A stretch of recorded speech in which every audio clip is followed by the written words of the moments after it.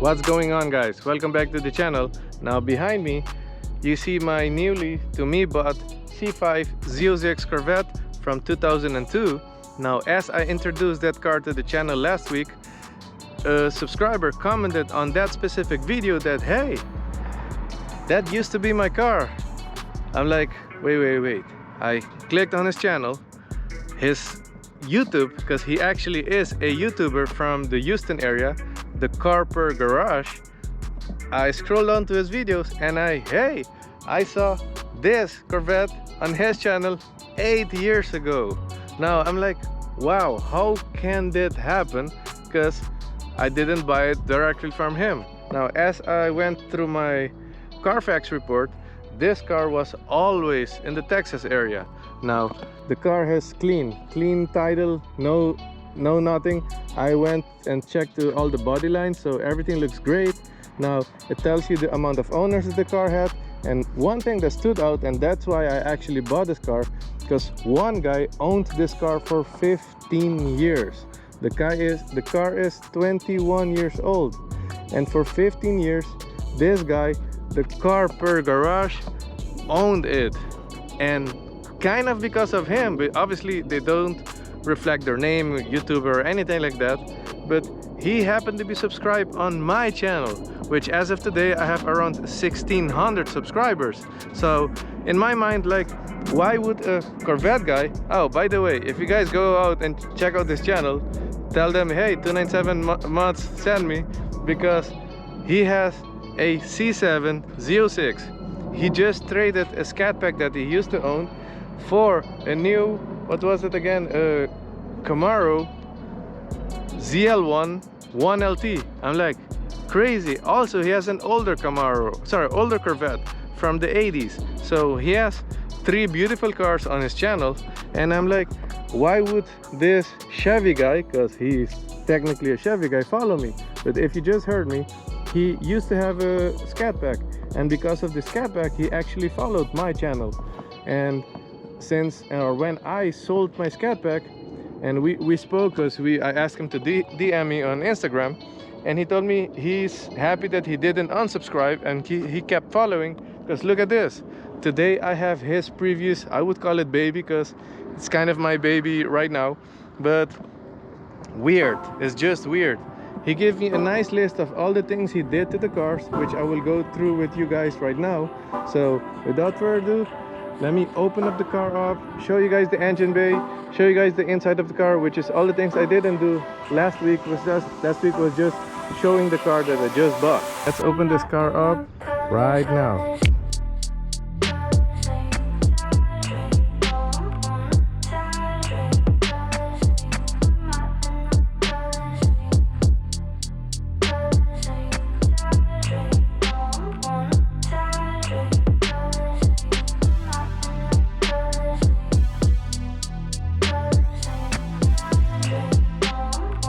Starting here on the rear of the car, Chevy did a great job, because we still have stock exhaust.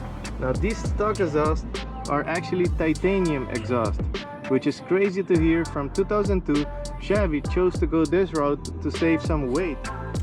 Now going to the trunk, it's not massive, it's a little bit dark.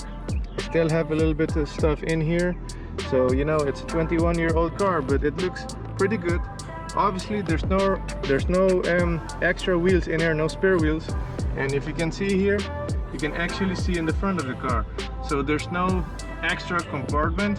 Obviously there's no back seats, so it's a very sport car. Let's look at this wheel setup. These are OEM replica wheels. They're measuring 18 by 10 in the back, and they also have slotted rotors, upgraded. These tires, they're garbage, they're old. I mean, the tires is good probably when they were new, but they're worn, broken up, cracked, and that's the reason I cannot pass inspection nowadays, which I ordered new ones already and they're on the way. They should be in next week. Now on the front we have 17 by 9.5, also with the slotted rotors, but those are the wheels. Now let's get to the engine bay, the heart of the car.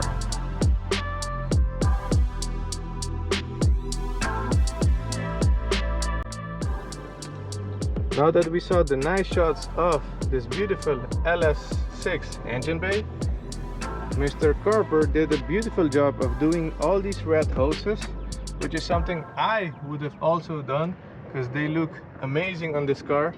Now, one thing that stands out, once you start up the car gets the temperature, driving temperature, which I always do in any of my cars. It still idles beautifully, like something has been done to it. And yes, Mr. Carper did actually a comp cam in it. It's a very mild cam, but still it is a cam that has been done, and it gives it an extra spice on the engine. Now you can see also here he did an aftermarket intake, so it's a Vera Ram, something like that, it's called air intake. And here he has also HID lamps for the pop-up headlights, which I'm gonna pop up in a minute.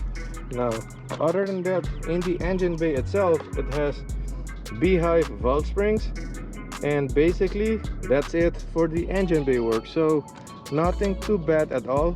The former owner, the one I bought the car from, told me he replaced all the belts and they actually looks in a pretty well condition.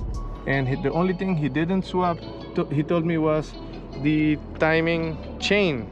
Now a chain, I don't care, but if it's a belt, eventually would have been replaced due to either mileage or age. But the timing chain, I've seen cars driven more than 300,000 miles on the OEM timing chain. So with that being said, engine bay looks pretty good and clear.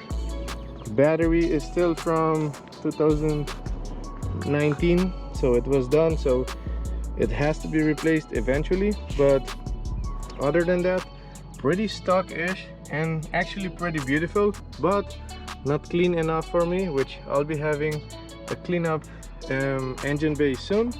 Now, one other thing that's not great or beautiful is this isolation carpet, wherever it's called.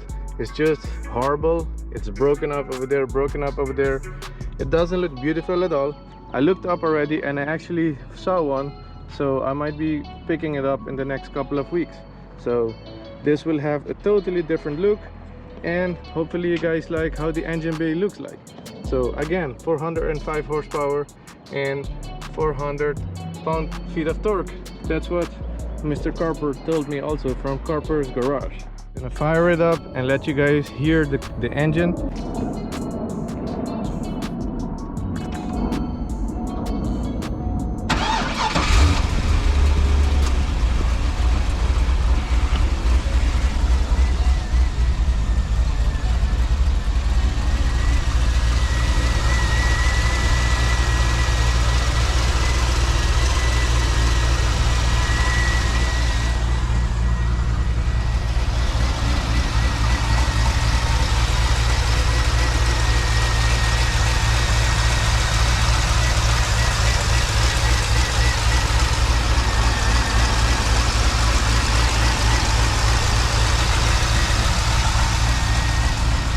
So LS6 5.7 V8 naturally aspirated.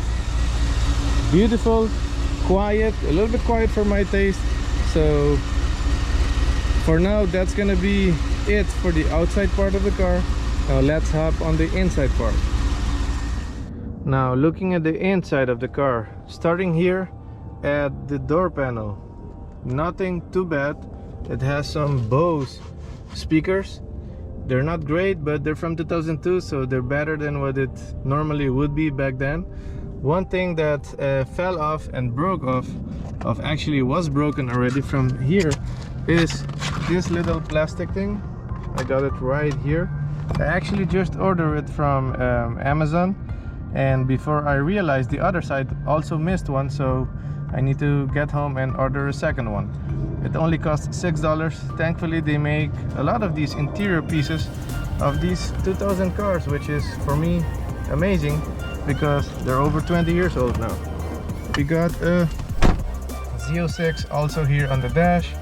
It has a bunch of buttons here that I have no clue what they are still. I mean, few of the gauges, trips and stuff, but I need to take more time and go through them before I talk a little bit what I maybe would know.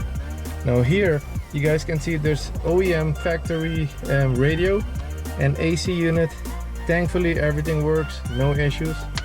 And we got here a nice logo of Corvette here on the airbag side, and a good handle for the passenger. Why up there, I have no idea. We have an okay and decent size normal glove compartment, and on this side same thing. That thing was broken. The car came without carpet, not sure why.